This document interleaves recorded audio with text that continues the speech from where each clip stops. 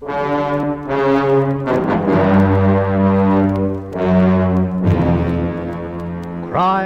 5.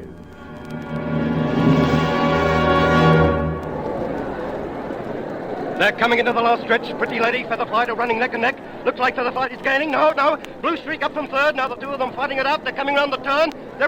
Wait a minute. Something seems to have happened. Ladies and gentlemen, this is sensational. Featherflight jockey is slipping. Blue Streak is gaining. He's fighting. There he goes. Ladies and gentlemen, Jed Burrows, jockey to Featherflight, has slipped from his horse right onto the tracks here at Blakemont Field. The country's number one jockey has lost this race, and it looks like he's lost his life.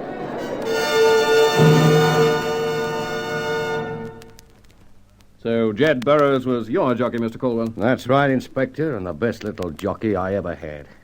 A broken neck, I can't believe it. And you, Barton, you were riding Blue Streak right next to Jed? Yes, Inspector, but if you think you're going to accuse me Nobody's accusing you of anything. I'd just like to ask a few questions.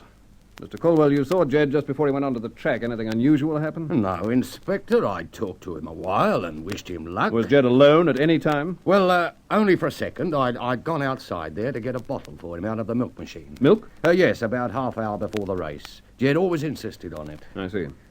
Now, Barton, how about you? Well, sir, everything seemed to be all right until he up and fell off. Except a couple of times when I passed him or he passed me.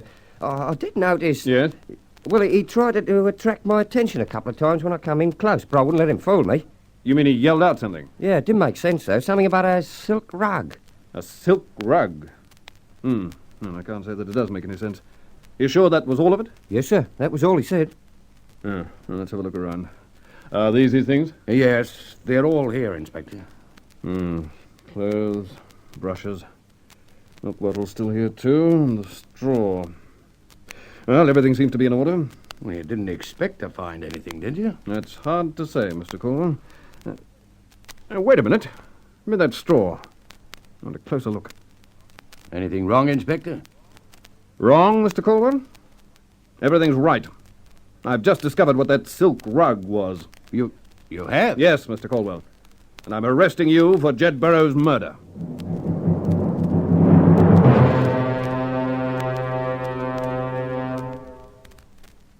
But I don't get it, Inspector. How did what Jed yelled at me have anything to do... If the crowd hadn't been raising such a roar, Barton, it might have saved a lot of trouble.